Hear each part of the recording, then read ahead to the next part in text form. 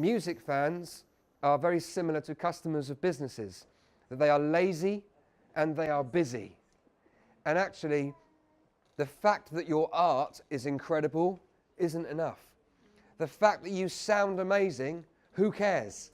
The fact that you're one of the best artists to ever grace the streets of Reading, it doesn't matter. It's meaningless unless, in that moment, you capture them.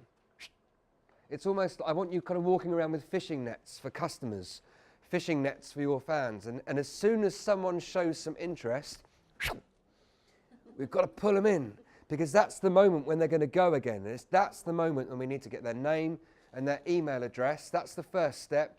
The second step is we need to communicate with them regularly.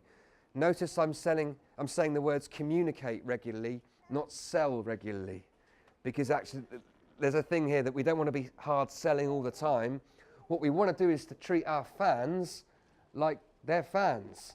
They don't necessarily want to spend money every time, but what they want to know is what's going on behind the scenes. What are you working on at the moment? What exciting stuff is happening? Where are you going to be next? What thoughts have you got going through your mind? What are your influences? What inspires you? All of this stuff is lovely information for you to be able to communicate regularly with your fans, so that they become true fans and not just the 500 likes on Facebook for people that never really do anything. It's the true fans, and this is how we build them. First, we've got to capture them. Second, we've got to make friends with them and chat to them regularly and tell them what's going on.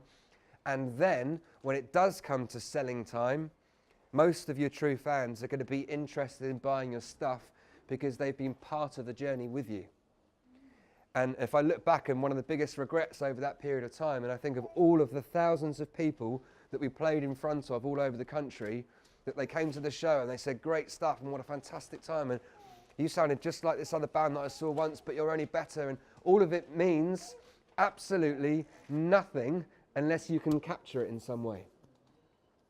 Capture, and then we've got to communicate, we've got to work the list, baby, and as the list grows, and you get closer and closer to that magic number that you've just been talking about, that's the time when you'll find the freedom that you want to have with the art that you've created. Whatever your art is, whether it's presenting, painting, singing, fighting, building, making, whatever your version of art is. This is deep, isn't it? I made you think again. Or are you asleep? Have you gone to sleep?